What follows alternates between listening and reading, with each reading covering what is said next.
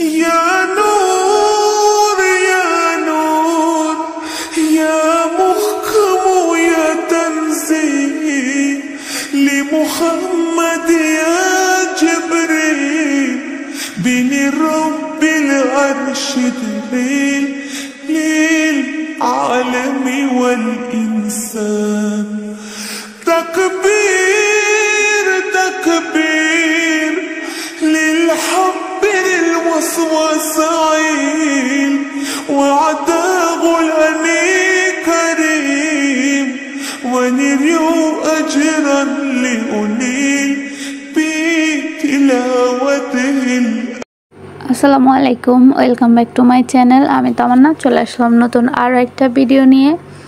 আশা করছি বরাবরের মতো ভালো লাগবে। তো আজকে হচ্ছে আমার এক বাংলাদেশি ভাবির সাথে পরিচয় হয়েছিল। তো ভাবির বাসা আর আমাদের বাসা পাশাপাশি, একদম কাছেই। তো ওনার সাথে পরিচয় হয়ে ভালোই লাগলো। তো উনি বললো যে ভাবি এখানে একটা মেলা হচ্ছে কাছেই, চলেন আমরা ঘুরে আসি। তো আমিও গেলাম। আর এখানে না একটু সময় পেলেই কেমন সময় কাটে না, তখন খুব খারাপ লাগে, দেশের জন্য খারাপ লাগে। তখন একটু বাইরে গেলে ভালো লাগে। তবে আমার ছেলে যেতে চায় না বাইরে। তো প্রথম আসার পর বের হতে চাই, তো এখন জানি না কেন বের হতে চায় না। তো ভাবির সাথে আমরা হচ্ছে গেলাম। তো এখানে হচ্ছে একটা লেকের মতো।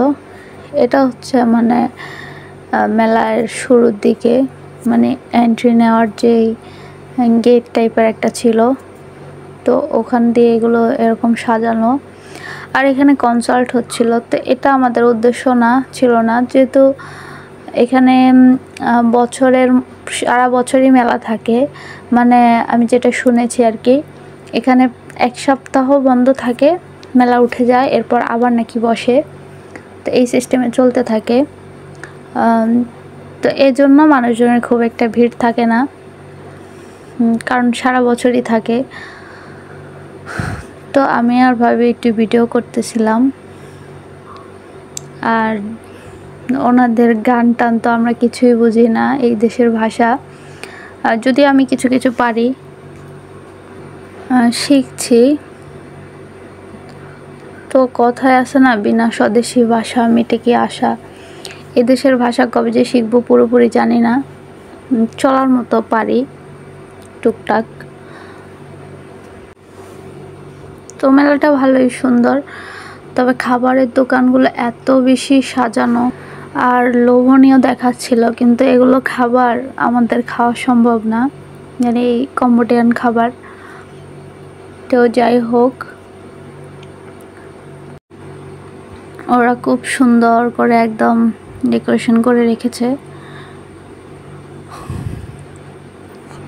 তো আমরা জাস্ট হচ্ছে ঘুরে ঘুরে দেখছিলাম, কারণ এত দাম, এগুলা কেনার মতো না। এখানে যে একটা জিনিস ধরলাম একটা ওয়ান পিস কোনো ড্রেস, একটার দামে আমাদের দেশে 3-4টা কেনা যাবে। তা এত বেশি দাম।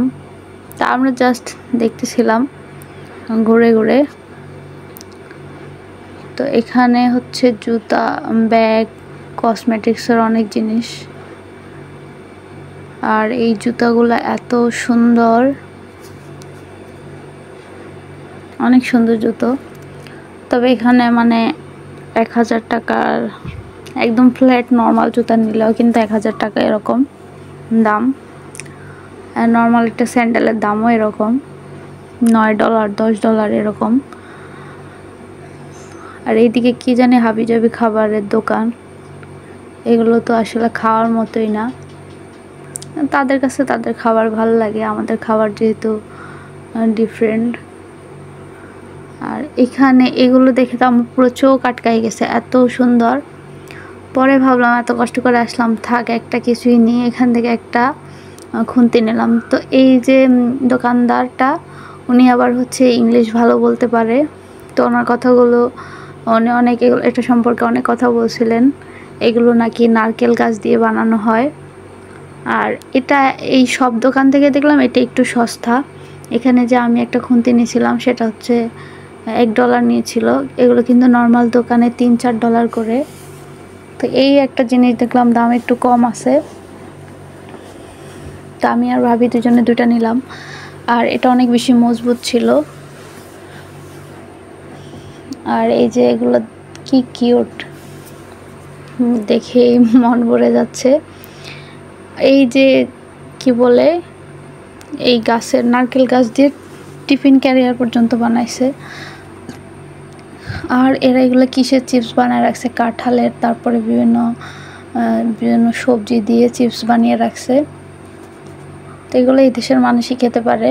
আর এখানে হচ্ছে জলপাই, বিভিন্ন ধরনের ভর্তা টর্তা, এগুলা ওদের দেশীয় আর কি। ওরা হচ্ছে কি জানি কি কি মশলা দেয় এগুলাতে, আর মিষ্টি দেয়। ওরা ঝাল তেমন একটা খায় না, মিষ্টি খায় বেশি, ঝাল দেয় তবে খুব কম।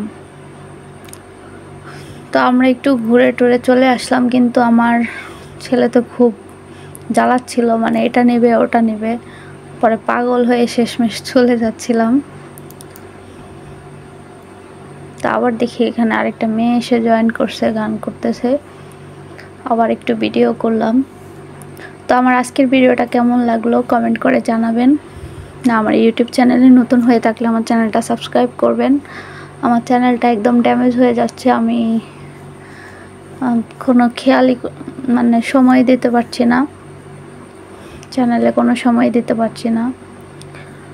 তো আসলে নতুন একটা জীবন, যেহেতু এখন সব কিছুই অন্যরকম। আর এখানে মনে হচ্ছে আমি ঢাকা শহরে মনে হচ্ছিল। তো যাই হোক,